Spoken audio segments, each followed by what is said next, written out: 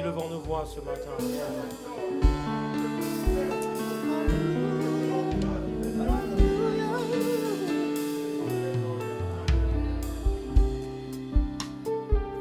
Merci Seigneur. En ta présence, je me tiens. Envoie ta pluie. Répands ta pluie. Arrose mon cœur, en ta présence je me tiens.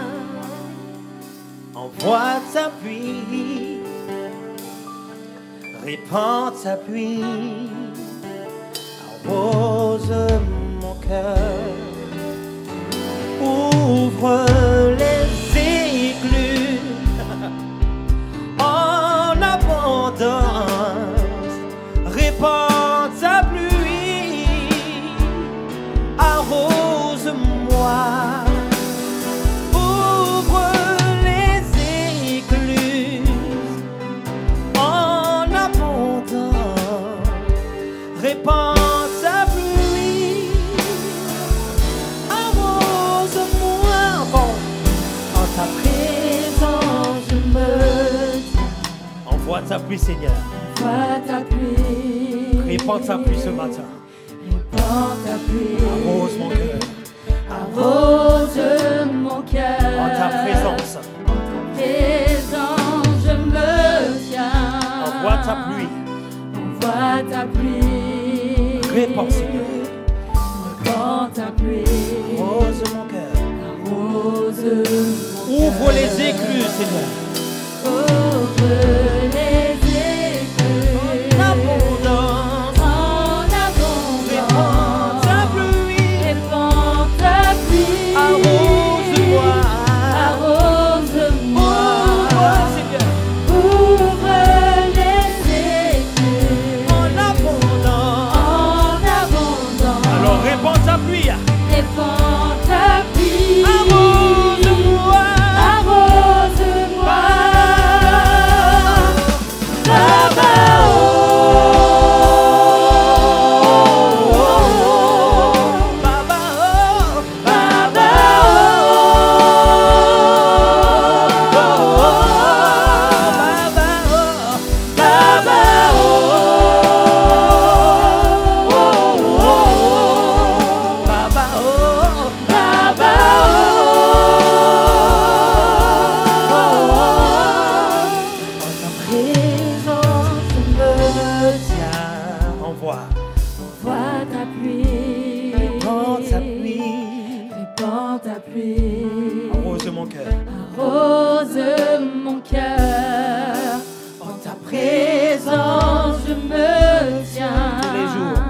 Seigneur. Envoie ta pluie. Répands ta pluie. Répands ta pluie. Arrose mon cœur. Arrose mon cœur. Ouvre les écluses. Ouvre les écluses. En abondance. En abondance. Il aime tes mains. Reçois. Répands. Répands ta pluie. Arrose-moi. Arrose-moi.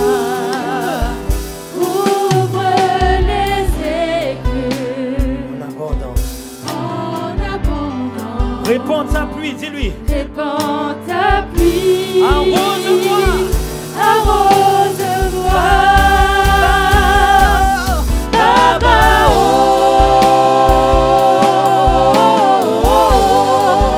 Baba,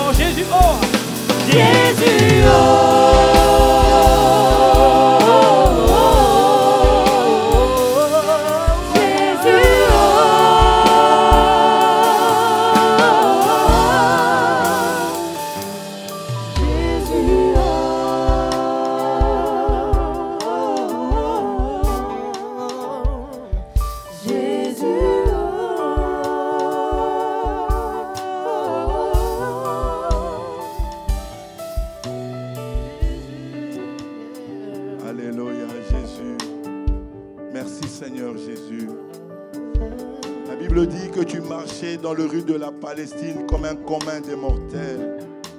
Et pourtant, en toi habitait toute la plénitude de la divinité.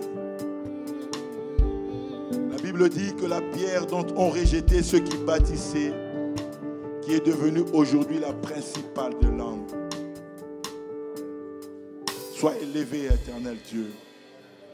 Ta parole dit, là où l'Éternel n'a pas bâti une maison, c'est lui qui l'a bâti enfin. Tu es le pilier, la colonne de la vérité, le pilier. Ceux qui connaissent les eaux disent que tu es l'eau vive.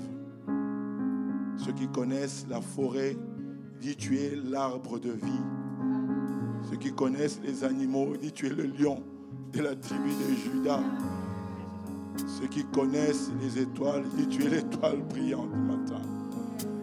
Sois élevé. Ceux qui connaissent la terre disent que tu es le rocher des âges. Alléluia. Ceux qui connaissent la nourriture, ils disent que tu es le pain de vie. Alléluia. Tu es pour nous, Seigneur. Sois élevé, sois béni encore ce matin. Au nom de Jésus-Christ, ainsi prié. Amen. On peut acclamer le Seigneur. Je vais inviter la sœur Maggie.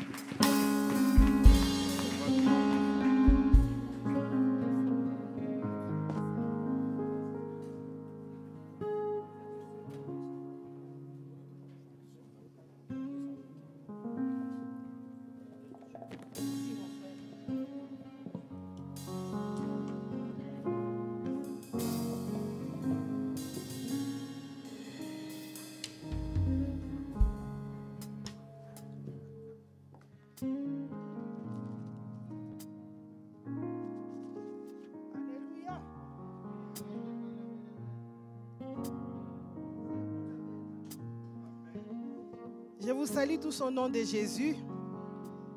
Alléluia. Est-ce que ça c'est réellement un culte d'action de grâce? C'est réellement un culte d'action de grâce. Alléluia. Si c'est ainsi, acclamons le Seigneur. Alléluia. Rakoboshika baba. Gloria a Jesus. Kori baba. Alléluia. Irifondo robashika bara gloria baba. Irashikoro gloria baba. Inderebe glory. Ifondo escori glory Jesus. Iri gloria Jesus. Father Wesco blendesco wereshe. Rico bobo bobo. Ureko boshinda rababa. Alléluia. Alléluia. Alléluia. Il mérite la louange de notre Dieu. Il mérite l'acclamation. Lève-toi que tu l'acclames. Lève-toi que tu l'adores. Lève-toi que tu l'exaltes. Roko boshika. Yenderebe gloria baba. Roko boshika baba baba. Yandaraba gloria baba. Il dit fad wescor il land wegan. Il dit stand wegere go blende fong. Il dit blende soki biri fond weshin. Gloria Jesus cori blanc. Gloria Jesus cori blende fond. Alléluia. Alléluia. Alléluia. Tu mérites la louange de ton peuple. Ce matin, tu mérites la louange, Seigneur. Béni soit ton nom, le grand Dieu, le Tout-Puissant, Maître du ciel et de la terre. Oh, tu es Dieu et tu resteras Dieu. Oh Seigneur, que dans ton palais tout s'écrit gloire. Que dans ton palais tout s'écrit gloire. Ce matin, que dans ton palais tout s'écrit gloire. Gloire, gloire à l'Éternel. Alléluia. Alléluia. Alléluia. Rasakaba fanda. Rekobo soko. Shindere soko. Seigneur, je manque de mots. Laisse que ton esprit de vie, l'esprit de reconnaissance, l'esprit d'amour qui habite pleinement en moi puisse t'exprimer ma gratitude, ma reconnaissance, car mes mots sont trop petits pour tous les dire. Tu es bon, tu es merveilleux. Merci pour ces moments, Seigneur, que nous voulons partager avec mes bien-aimés ta parole, car tout est fondé sur base de ta parole. que je diminue, que Christ croise en moi et que le Saint-Esprit fasse son action. Je te le dédie, Seigneur, et je te donne toute gloire, honneur et puissance. En Jésus. Amen. Je suis dans la joie de se retrouver parmi nous. Un culte d'action de grâce. Nous connaissons tous la définition. Même un enfant peut nous définir qu'est-ce qu'est une action de grâce. J'ai vu par moments mes enfants quand ils étaient petits, il suffisait que tu fasses tomber quelque chose, qu'ils puissent te le donner. Maman, tu ne m'as pas dit merci. Mais le réclamer. Hein? Maman, mais non, tu ne m'as pas dit merci. Et si jamais tu ne le dis pas, l'enfant commence à pleurer. Oh non. Et si en plus c'était par rapport à son frère ou à sa sœur que l'enfant avait rendu service, que l'autre par mégarde n'a pas dit merci, oh c'est un sujet d'interpellation. À s'accrocher, mais il ne m'a pas dit merci. Le merci, ça pèse. Le merci, ça fait du bien. Alléluia. Un culte de remerciement. Un culte pas comme les autres. Nous venons dans sa présence, il nous fait du bien et nous lui demandons des choses. Mais aujourd'hui, nous sommes venus pas pour demander, mais pour lui dire merci. Un culte d'action de grâce, c'est un culte de gratitude.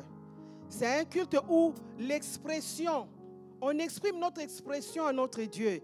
Parce que l'amour parle aussi. Amen.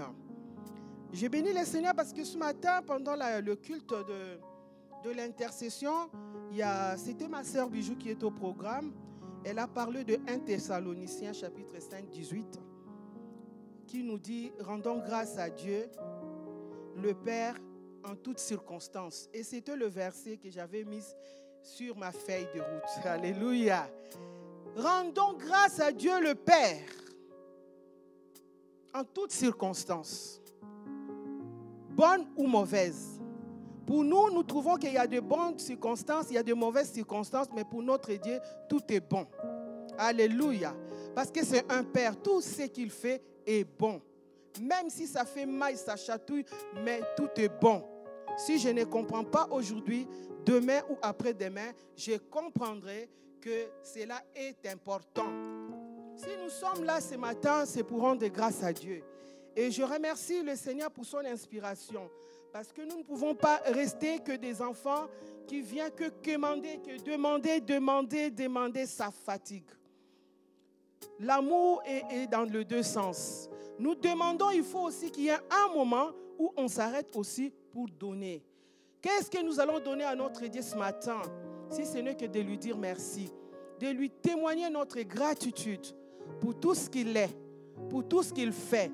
Il y a des raisons, peut-être que tu me diras, mais comment pourrais-je rendre grâce à Dieu dans de mauvaises circonstances?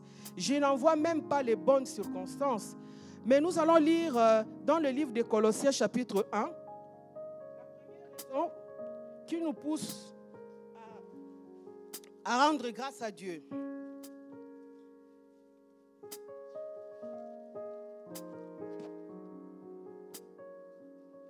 Colossiens chapitre 1, Colossiens chapitre 1, excusez-moi. Colossiens chapitre 1, verset 12. La Bible nous dit ceci. Rendez grâce au Père qui vous a rendu capable de prendre part à l'héritage de saints dans la lumière, qui nous a délivrés de la puissance de ténèbres et nous a transportés dans le royaume du Fils de son amour. Alléluia. Et pendant qu'on priait, j'ai entendu toutes ces prières. J'ai entendu ma sœur Christiane dire, Seigneur, merci parce que tu m'as aimé. Bien aimé, l'amour de Dieu s'est exprimé. La Bible déclare que tous ont péché, ont été privés de la gloire de Dieu. Dis-toi que c'est l'amour de Dieu un jour qui est venu croiser le chemin, croiser ton chemin et toucher ton cœur. Combien sont dans ces pays, je dirais même si tu regardes toi-même au sein de la famille, ce n'est pas tout le monde qui reconnaisse que Dieu les aime. Et la Bible nous dit que nous étions tous dans le ténèbre. On marchait dans le ténèbre. Nous fûmes tous condamnés et privés de la gloire de Dieu. Tous ont péché, ont été privés de la gloire de Dieu. Mais nous rendons grâce à Dieu premièrement pour son amour manifesté. Il est venu vers nous. Ce n'est pas nous qui avons fait cette démarche d'aller auprès de lui pour nous sauver. Mais dans son amour infini, le Père d'amour, il a témoigné de son amour. Il t'a témoigné de son amour. Il m'a témoigné de son amour en envoyant son Fils. En plus, le livre de Jean, chapitre 3, 16 nous dit, « Car Dieu a tant aimé le monde et qu'il a donné son Fils unique Jésus-Christ, afin que quiconque croit en lui ne périsse point, mais qu'il ait la vie et la vie éternelle. » C'est une des raisons principales que nous devons rendre grâce à Dieu pour les salis, pour l'amour de Dieu qui s'est manifesté dans nos vies. Quand tu regardes ceux qui sont dans le monde, comme nous le disons, et qui ne vivent pas selon la vie de Dieu, tu peux te rendre compte en disant que c'est une grâce que moi j'ai reçue. Vraiment, Dieu m'aime. Rendons grâce à Dieu en toutes circonstances. Si tu ne trouves pas des circonstances, si tu dis que moi je ne vois pas ce que Dieu a fait de moi de bon, je vais aimer te dire, mon bien-aimé, le salut que tu as obtenu, le salut que j'ai obtenu, le salut que nous avons en Christ Jésus, ça c'est l'expression d'amour du Père. Alléluia. Ça, c'est l'expression d'amour. Car personne ne peut venir en Christ si le Père ne l'attire vers lui. Et cette expression mérite cette reconnaissance. De dire ce matin, Seigneur, merci pour le salut. Merci pour le salut. Merci pour l'amour, pour ton amour manifesté à mon égard. Et cet amour n'est pas cet amour qui terme, c'est cet amour qui parle, cet amour qui est palpable, cet amour qui est visible. Chaque jour, nous contemplons, nous expérimentons l'amour de Dieu dans nos vies. Dormir, se réveiller, avoir toutes ces facultés. Alléluia. C'est l'expression d'amour. Il a tant aimé, il nous a tant aimé. Il a donné ce qui était de meilleur pour lui, son Fils unique Jésus. Son Fils unique Jésus. Premièrement, rendons grâce à Dieu pour son amour, pour les saluts qu'il nous a accordés, pour nous avoir donné Jésus-Christ et son Fils. Alléluia. Lui, Jésus, nous lui rendons grâce d'avoir quitté le ciel pour venir sur cette terre, pour nous sauver. Il y a deux raisons, il y a plusieurs raisons à rendre grâce à Dieu. Donc, plutôt Colossiens 1, chapitre 12 nous le dit, que Dieu nous a rendus capables et il nous a transférés. J'ai entendu le frère Alain dire, « Oh, j'ai marché autrefois avec une vie désordonnée. » C'est comme ça que j'ai résumé. Mais Dieu m'a transporté dans son royaume, dans le royaume de son Fils. C'est un royaume de lumière. Et aujourd'hui, moi, Alain, je peux parler. Je peux me tenir devant Dieu. C'est ce qu'il a dit tout à l'heure. Regarde toi-même d'où tu étais. Regarde toi-même d'où tu viens. Et regarde aujourd'hui où tu es. Et regarde plus loin le salut, la vie éternelle qui t'est promise. Alléluia. Quelle assurance. Quelle bénédiction. Alléluia. Ça doit être l'objet de notre reconnaissance.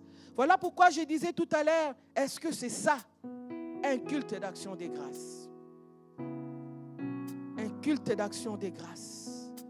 Ce n'est pas des volumes que je demande. C'est dans ces contextes. C'est vraiment cette joie, cette expression. Alléluia. Premier point pour l'amour de Dieu. Pour les saluts en Jésus-Christ. Alléluia. Nous allons voir le deuxième point, c'est rendons grâce à Dieu pour tous ses bienfaits. Le bienfait, je ne peux pas les énumérer. Il y a tellement de choses. Moi qui suis là, si je commence à témoigner, ça sera de trop. Il en a fait. Il en a fait. J'ai connu ce qu'on appelle la chaleur ou le feu de la maladie dans plusieurs domaines de ma vie, où il y avait des diagnostics. Je vous dirais que ma fille est née, aujourd'hui elle a plus de 30 ans, mais quand j'étais enceinte de 6 mois, un jour le médecin m'avait convoqué en me disant, madame, on doit t'avorter, on doit enlever cet enfant parce que cet enfant ne vivra pas. Et toi-même, tu as moins de 2 ans. Alléluia! Je suis là. Alléluia! Je suis là et ma fille est là. Le 1er mai, c'était son anniversaire. Et il y a ma deuxième fille qui était passée à côté de moi me disant, tu es vivante et ta fille est vivante. Alléluia. Plusieurs domaines de ma vie, il m'a fait du bien. Ce que moi je peux appeler de mauvaises circonstances ne sont que de bonnes circonstances. Je suis passé par là pour qu'aujourd'hui je devienne cette béquille pour soutenir les autres. Le fait de la maladie est venu de plusieurs manières, foudroyé par des tumeurs, foudroyé par toutes sortes de maux. Mais je suis là. Rendons grâce à Dieu. Ce n'est pas de bobards, bien-aimés. C'est des choses vécues. Je l'ai vu plusieurs fois dans ma maison faire des grandes choses. Il y a de quoi rendre grâce à Dieu. Nous voyons dans la Bible cet homme dans le livre de Luc. Luc 17. Nous connaissons tous l'histoire de Dieu lépré. Je lis la parole de Dieu au nom de Jésus. Pour ses bienfaits. Jésus se renda à Jérusalem, passé entre la Samarie et la Galilée. Comme il entrait dans un village, 10 lépreux vinrent à sa rencontre, se tenant à distance. Ils élevèrent la voix et dirent, « Jésus, Maître, aie pitié de nous. » Dès qu'il les eut vus, il leur dit, « Allez vous montrer au sacrificateur. » Et pendant qu'ils y allaient, il arriva qu'il guérit, chemin faisant. Alléluia. L'un d'eux, se voyant guéri, revint sur ses pas, glorifiant Dieu à haute voix. Il tomba sur sa face aux pieds de Jésus et lui rendit grâce. C'était un Samaritain. Jésus, prenant la parole, dit, « Les 10 n'ont-ils pas été guéris? Et les 9 autres, où sont-ils? » Donc, il y a nécessité, il y a importance de rendre grâce à Dieu. Nous connaissons toute cette histoire, ce n'est pas de nouveauté. 10 lépreux, 10 personnes atteintes par une maladie incurable. La lèpre dans le temps, si nous lisons dans le livre de Lévitique, chapitre à partir de 12, 13 et 14, nous allons voir comment la lèpre était traitée, les lépreux étaient traités. Quand tu étais atteint de la lèpre, tu devais aller te présenter auprès des sacrificateurs.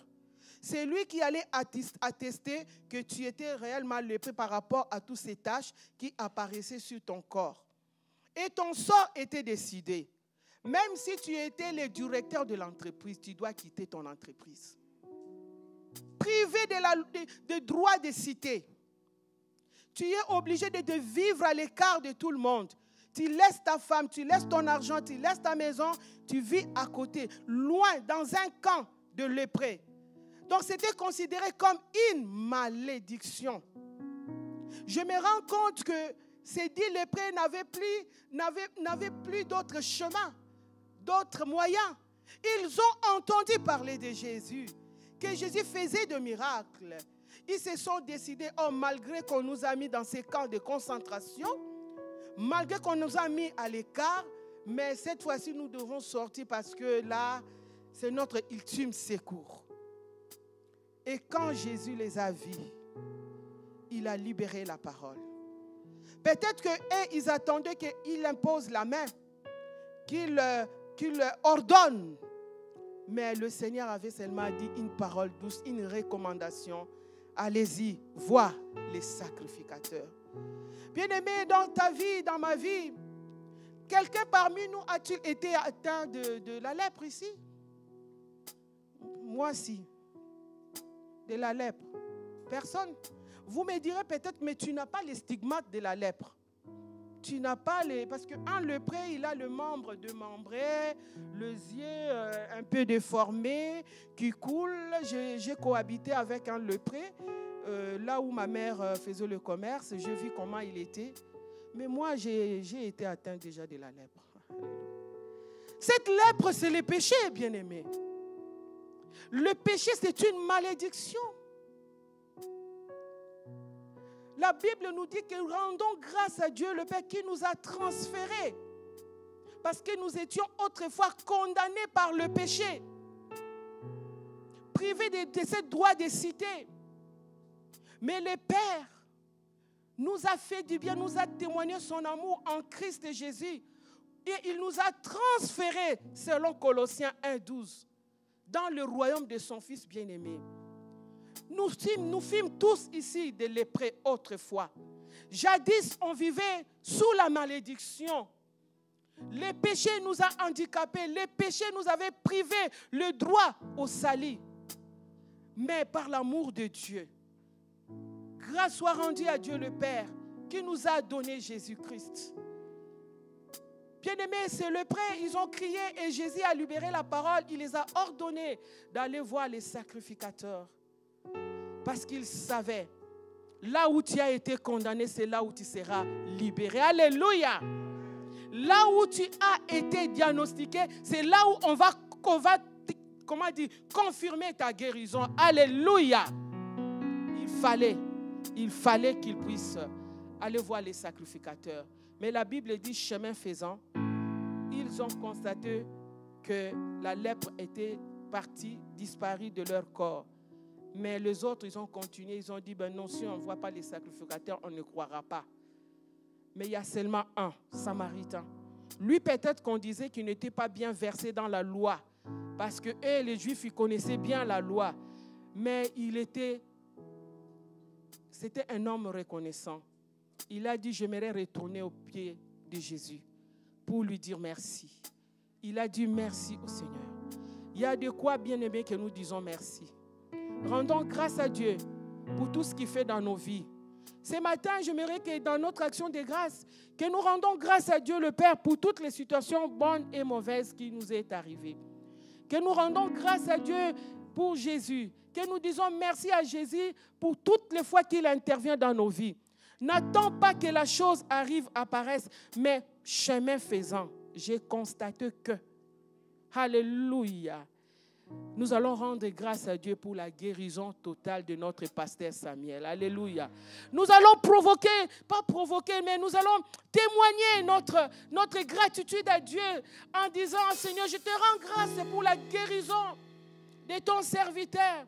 Là où il a été diagnostiqué, Seigneur, c'est là où aussi il sera libéré, comme le lépreux par les sacrificateurs.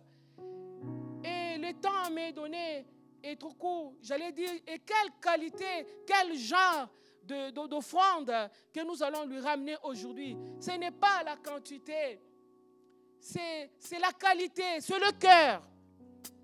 La Bible déclare que Job, après la pluie torrentielle, quand il fit sortir de l'arche, Job a bâti l'autel, il a offert... Noé plutôt, excusez-moi. Noé, après le déluge, il a bâti un autel. Il offrit à l'Éternel des actions de grâce. Mais c'était quelle qualité? L'odeur, le parfum du haut du ciel. L'Éternel a senti l'odeur de ces parfums. Ce matin, que toutes nos actions de grâce puissent sentir bon au ciel. Quand le Père avait senti l'odeur de cette offrande de Noé, il a fini par parler. Il y a quelqu'un ici qui veut faire parler Dieu. Alléluia. Il y a quelqu'un ici qui veut faire parler Dieu. Alléluia. Même si ce n'est pas un montant énorme, dis-toi que je vais faire parler Dieu. Le ciel n'était plus tranquille. Il sentit l'odeur qui qui venait de la terre. Il a dit non, je ne maudirai plus l'homme. Je n'exterminerai plus l'homme. Même si j'avais pris la décision par rapport à toutes ces offenses, tout ce qu'il m'avait fait, mais dès aujourd'hui, je change mon opinion. Que le Seigneur nous bénisse.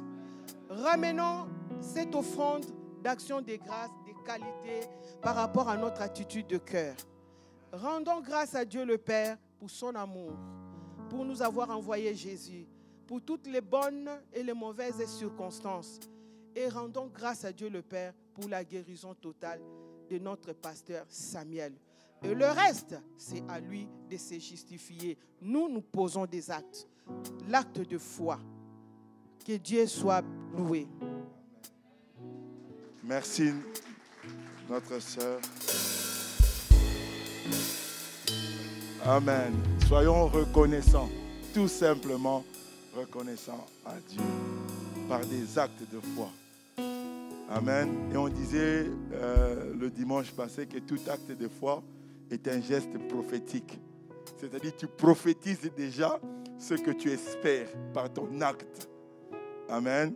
Je rends grâce à Dieu aujourd'hui encore pour ma vie. Si je me tiens devant vous, je rends grâce à Dieu. Je me rappelle quand il m'a appelé. Je me suis converti. Ma mère avait fait un accident. C'est elle qui était le soutien de toute la famille. On vivait avec elle. Et elle a fait un accident mortel. Mortel. Et du jour au lendemain, on a décidé qu'elle puisse venir en Europe. C'est elle qui nous nourrissait et tout. J'avais à cet âge-là 26 ans. Et elle est venue en Europe avec ma sœur. Je suis resté là. Avant de partir, il m'a dit, je te laisse la charge de la famille. Je ne savais quoi faire. Je ne savais pas comment nourrir cette famille. Je ne travaillais pas encore. Et j'ai commencé à me débrouiller. Et Dieu m'a appelé. Dieu m'a appelé à cet instant-là. Et elle qui était en Europe, à cette époque-là, il n'y avait pas de téléphone. La seule façon de se communiquer, c'était qu'une personne arrive et vous amène tout ça. Et ses jours étaient... Elle n'avait plus beaucoup de jours à vivre. Et elle s'inquiétait pour nous au pays.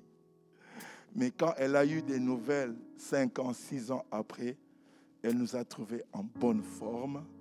Et elle qui devait mourir dans 2 ans, aujourd'hui, ça fait 30 ans qu'elle est là. Je rends grâce à Dieu.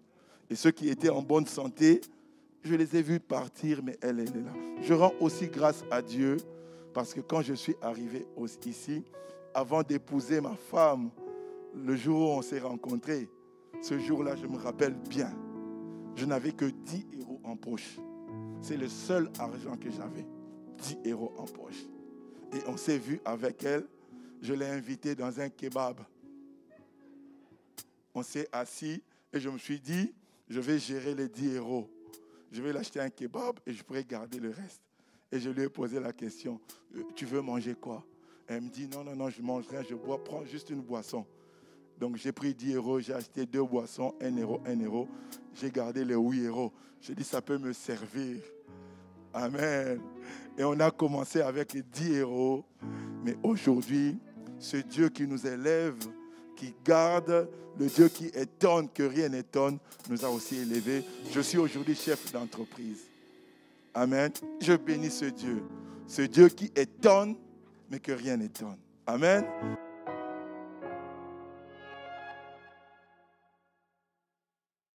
Je vais donner la parole à notre sœur Ruth.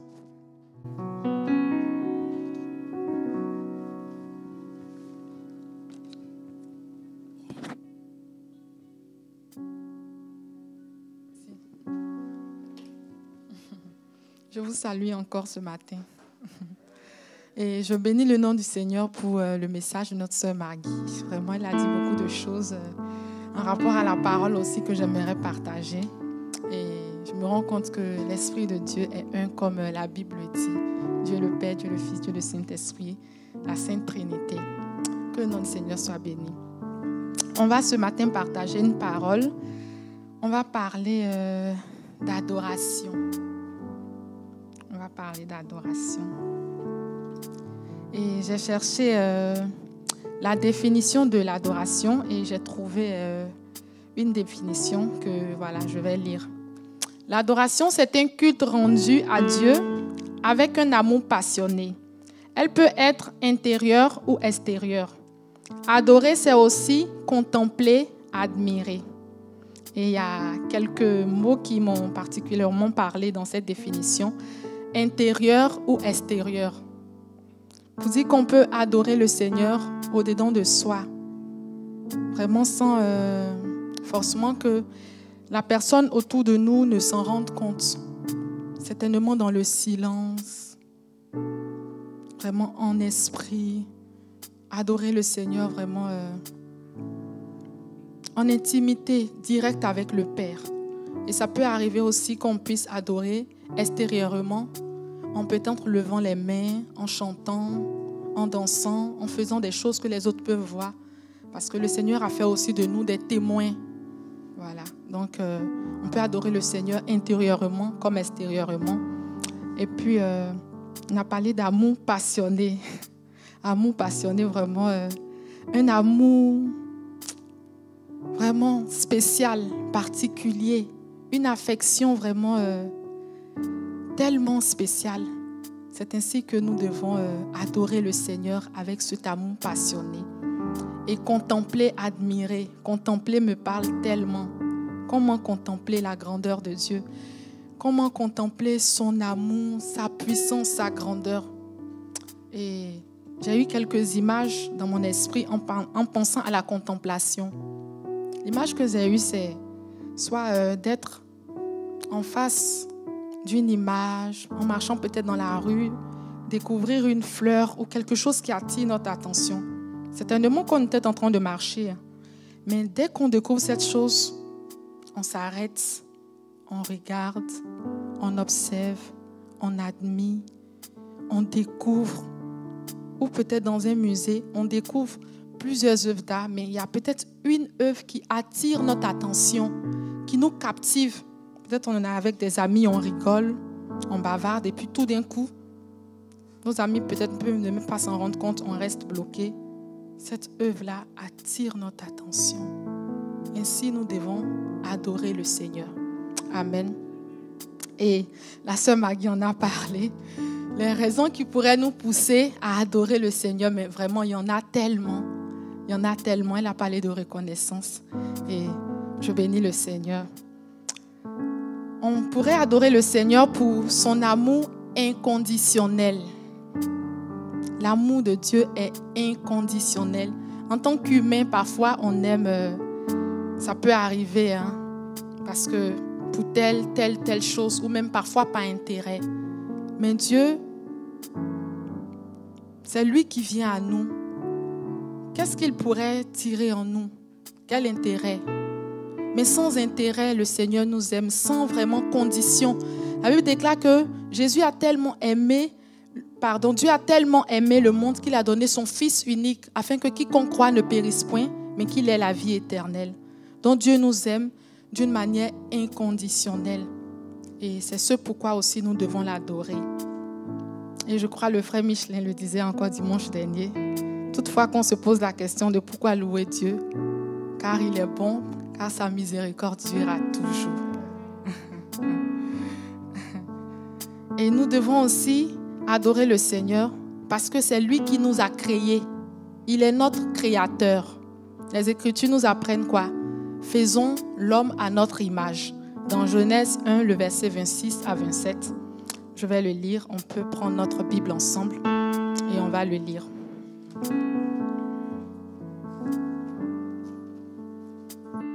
Donc, Genèse 1, verset 26 à 27. Dieu dit, il est écrit, puis Dieu dit, faisons l'homme à notre image, à notre ressemblance, qu'il domine sur les poissons de la mer, sur les oiseaux du ciel, sur le bétail, sur toute la terre et sur tous les reptiles qui rampent sur la terre. Dieu créa l'homme à son image. Il le créa à l'image de Dieu. Il créa l'homme et la femme. Et aujourd'hui, combien de sexes existent sur cette terre? effectivement, il y a l'homme et la femme. Donc nous sommes la créature de Dieu. Et voilà encore une raison vraiment suffisante pour louer le Seigneur. Amen. Et on pourrait aussi se poser la question de savoir, mais comment l'adorer? Avec vraiment quelle attitude, quelle position, comment adorer ce Dieu-là? Et les Écritures sont tellement complètes, on va encore aller lire un autre passage dans Jean 4, le verset 23. Nous donne exactement la réponse de comment adorer le Seigneur.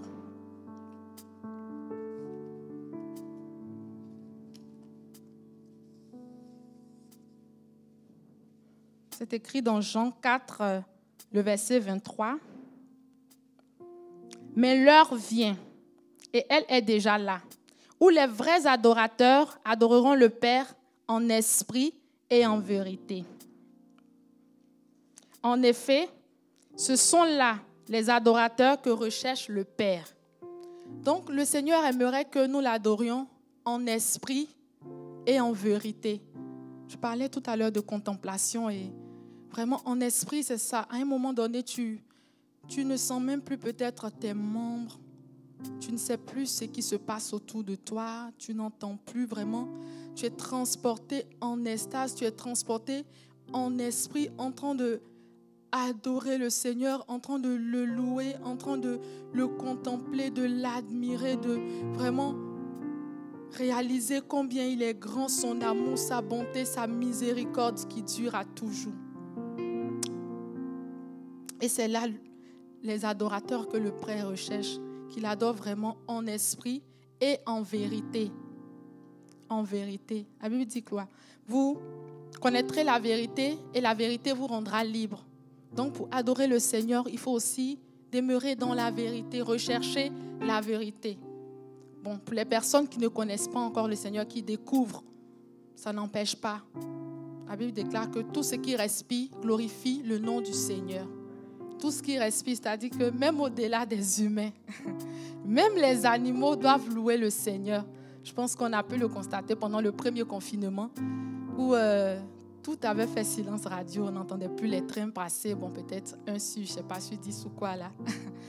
Et on pouvait entendre les oiseaux chanter, les oiseaux en train de louer le Seigneur. Comme ce chant qui dit, dès le matin, les oiseaux chantent toutes les louanges au Dieu le Créateur. Et toi, mon ami, pourquoi ne chantes-tu pas l'amour de Jésus, ton Sauveur? Donc, nous sommes faits pour adorer le Seigneur, pour louer le Seigneur. Et j'aimerais aussi qu'on parle de quelques personnes qui ont adoré le Seigneur dans la Bible. On va parler d'une personne qui a adoré le Seigneur dans la Bible. On va parler de deux personnes. La première se trouve dans le livre de Jean, dans l'évangile de Jean. Jean 12, le verset 1 à 8. On cherche ensemble.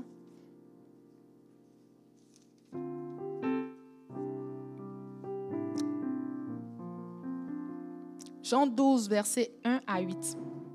6 jours avant la Pâque, Jésus arriva à Béthanie, où était Lazare qu'il avait ressuscité. Là, on lui offrait un repas. Marthe servait et Lazare était parmi ceux qui se trouvaient à table avec lui. Marie prit un demi-litre d'un parfum de nard, pur, très cher, en versant sur les pieds de Jésus et lui essuya les pieds avec ses cheveux. La maison fut remplie de l'odeur du parfum.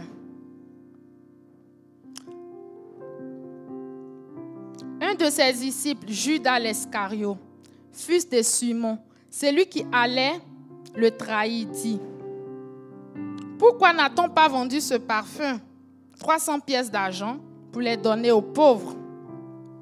Il disait cela non parce qu'il se souciait des pauvres, mais parce que c'était un voleur.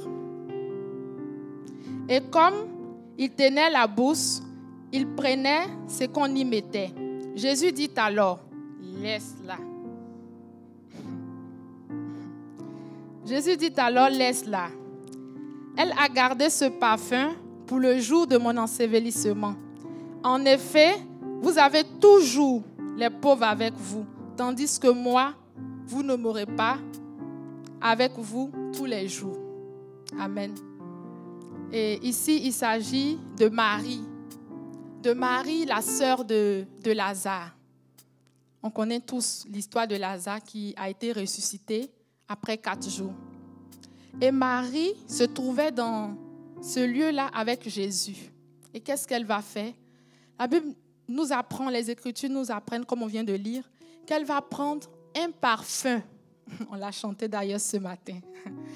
Un parfum de valeur sur toi est répandu. Elle va prendre un parfum, mais pas n'importe quel parfum. Un parfum de valeur. Un parfum qui lui coûtait. Un parfum vraiment spécial. Certainement qui appartenait à une certaine classe de société pour cette époque-là. Tout le monde ne pouvait pas s'en approprier. Et c'est ce parfum-là que la bonne dame Marie va prendre et qu'elle va verser sur les pieds de Jésus. Et qu'est-ce qu'elle va faire ensuite? Elle va prendre ses cheveux pour venir essuyer les pieds de Jésus. Or, la Bible déclare que quoi? Les cheveux sont la gloire de la femme. Donc, elle va donner mais toute la gloire au Seigneur.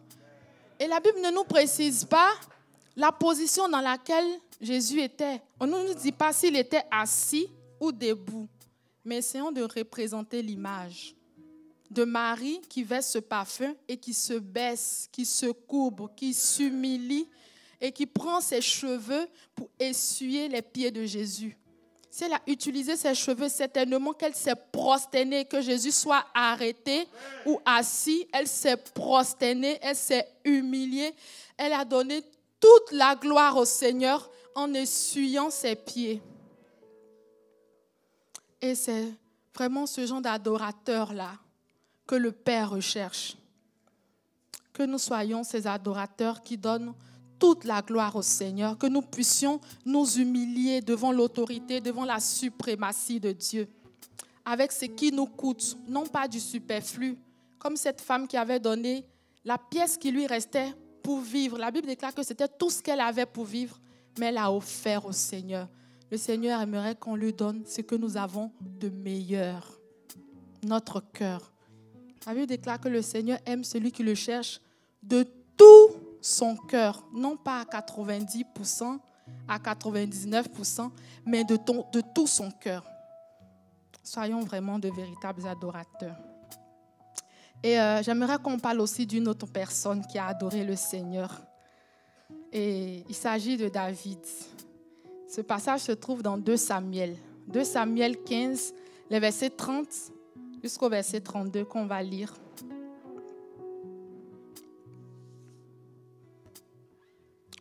Pardon, 2 Samuel 15, versets 30 à 32. David gravit le mont des Oliviers. Il montait en pleurant. Et la tête couverte, il marchait nu-pieds. Tous ceux qui l'accompagnaient se couvrirent aussi la tête. Et il montait en pleurant. On vint dire à David, Achitophel est avec Absalom. Il fait partie des conspirateurs. David dit, l'Éternel réduit à néant les conseils d'Achitophel. Lorsque David fut arrivé au sommet, il adora l'Éternel. Voilà une adoration vraiment, on pourrait dire, un peu différente de Marie qui, elle, par reconnaissance. Mais David, dans sa situation, a trouvé cette énergie, cette force d'adorer le Seigneur. Ici, David était poursuivi par son propre fils, par son propre enfant, par son propre sang, pour lui ôter la vie afin de s'emparer du royaume. Absalom aurait pu attendre que son père, après le décès de son père, mais il ne l'a pas fait. Il dit, pendant que mon père vit, il a fait un coup d'état. Et David déclare qu'il marchait en pleurant. Mais en pleurant, David a trouvé la force de se prosterner et adorer le Seigneur. Pour dire, Seigneur, c'est toi qui fais toutes choses. Ésaïe 45 dit, c'est lui qui fait le malheur et c'est lui qui fait le bonheur. Donc, c'est aussi reconnaître que même les mauvaises circonstances, même ce qu'on peut appeler comme malheur, c'est Dieu qui le crée. Job a pu dire, l'Éternel a donné, l'Éternel a repris, que le nom de l'Éternel soit béni. Pour nous dire que même en l'âme, nous devons apprendre à adorer le Seigneur. Même dans les circonstances compliquées, difficiles, nous devons apprendre à adorer le Seigneur. Et même dans le ciel, on adore le Seigneur. La Bible nous parle des 24 vieillards qui se prosternent nuit et jour pour dire « Saint, Saint, Saint est le Seigneur ». Donc, nous devons adorer le Seigneur en toutes circonstances. Et tout à l'heure, la sœur Maggie en a parlé. Quand faut-il adorer le Seigneur? Mais en tout temps. Dans 1 Thessaloniciens 5, le verset 18, la Bible dit « Rendez grâce au Seigneur en toutes choses ». Donc, il n'y a pas un moment approprié, propice pour adorer le Seigneur, mais en tout moment, dans les bons comme dans les mauvais temps, nous devons adorer le Seigneur. Nous devons vraiment demeurer à ses pieds, s'humilier, accepter aussi parfois ce que le Seigneur fait, même quand nous ne comprenons pas. On peut ne pas tout comprendre. Mais comme Anne, on pourrait dire un jour, Seigneur, tu as transformé mes lamentations en adoration. À un moment donné, je me plaignais avec mes amis avec qui j'ai fréquenté et tout. Beaucoup avaient évolué et je me disais, mais et moi? J'ai l'impression que les autres avancent et voilà, je prends du recul. Et j'ai appelé un ami pour m'en plaindre. Et pendant que je m'en plains, je pensais qu'il allait m'encourager dans mes plaintes pour me dire, ah mais c'est vrai, tu as raison, voici. Vous savez ce qu'il m'a dit? Il m'a dit, le Seigneur prépare ton témoignage. Ça m'a... En fait, la discussion n'a plus trop duré parce que c'est pas ce à quoi je m'attendais. Mais il a eu raison. Le Seigneur était en train de préparer mon témoignage. Parce que le Seigneur peut-être ne m'a pas donné ce que je voulais sur le coup, mais il préparait mieux. Et voilà, si on traverse une situation qu'on ne comprend pas, bénissons le Seigneur parce qu'il nous délivrera comme il a délivré David. Et il fera mieux que ce à quoi on s'attendait. Que le nom du Seigneur soit béni. Amen. Merci, ma sœur. Que Dieu te bénisse. Je vais inviter la chorale. J'aimerais aussi dire à quelqu'un ce matin que Dieu prépare ton témoignage. Amen. Et même si tu es abaissé, glorifie l'Éternel. Même si il t'élève, glorifie l'Éternel. J'aimerais te dire, lamente-toi en adorant l'Éternel. Va te lamenter devant lui. Tu dis, Seigneur, je t'adore. Amen.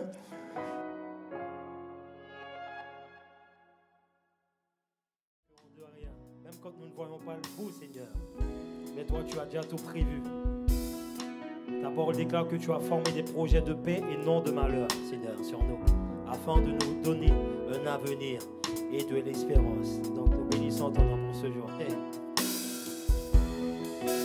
Le chant terminé, le rideau retombe, je viens simplement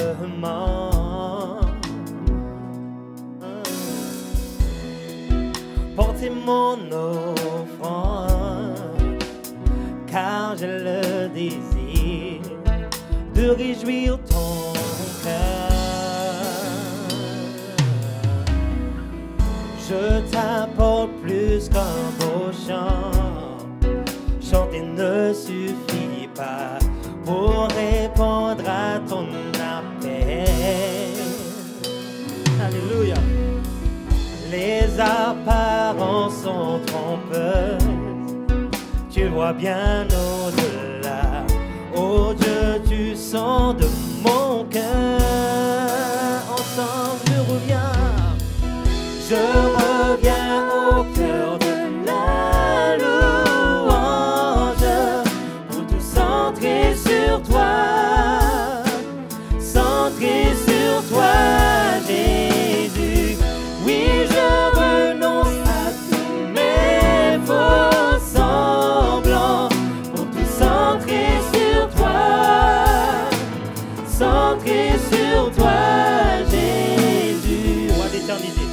de l'éternité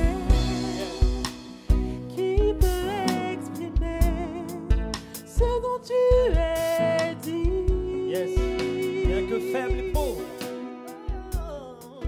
Bien que faible et pauvre.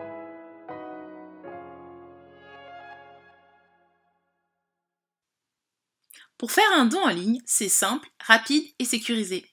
Tapez tout d'abord CCPE Montreuil dans votre barre de recherche. Une fois terminé, cliquez sur le premier lien « Bienvenue à l'église CCPE de Montreuil ». Sur la page d'accueil, cliquez sur le bouton « Faire un don ». Puis cliquez sur « Je donne en ligne ». Et voilà, c'est presque terminé. Vous êtes sur la page de paiement en ligne sécurisée de l'église. Remplissez les champs obligatoires et n'oubliez pas de cliquer sur « Valider ». Donner en ligne, c'est simple, rapide et sécurisé. Aimer, c'est donner. Donner, c'est aimer.